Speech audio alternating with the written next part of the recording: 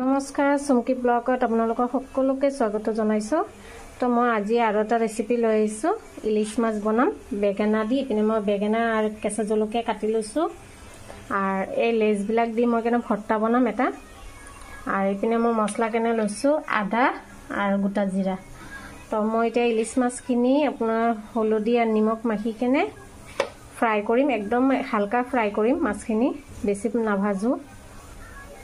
তো আপোনালোকে সম্পূৰ্ণ ভিডিওটো চাই থাকক। মই ইলিশ মাছখিনি ভাজা বহাই দিছোঁ। এইপিনে মই কেৰাহীত তেল দি দিছোঁ। তো তেলটো অকণ গৰম হ'ব দিম। দুটা তেজপাত দি দিম, কালি জিৰা চম্ভাৰ দিম,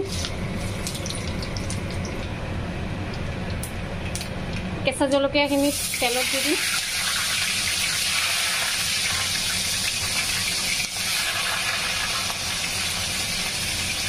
বেগেনাখিনি কাটি থৈ দিছিলোঁ দি দিম,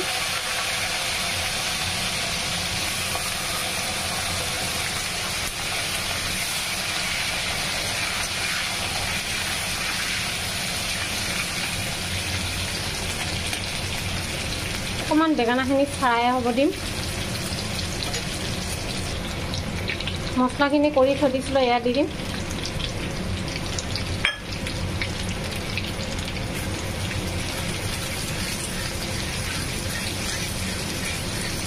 অকণমান পানী দি দিম, পানী অকণমান দি দিম।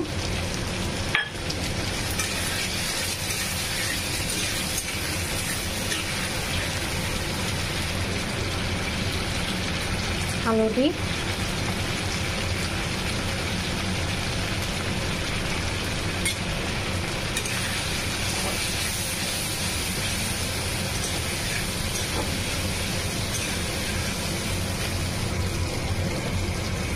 নিমখখিনি দি দিম,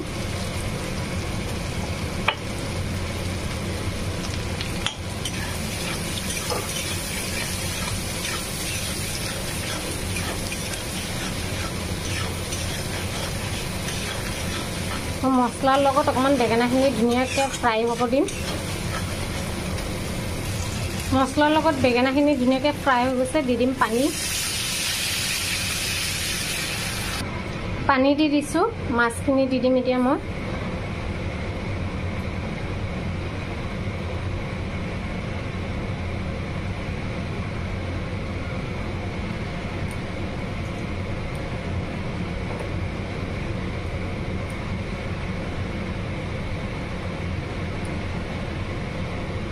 অকণমান ধুনীয়াকৈ জাল হ'ব দিম, ফুটিব দিম, মাছখিনি সিজিব তেতিয়া।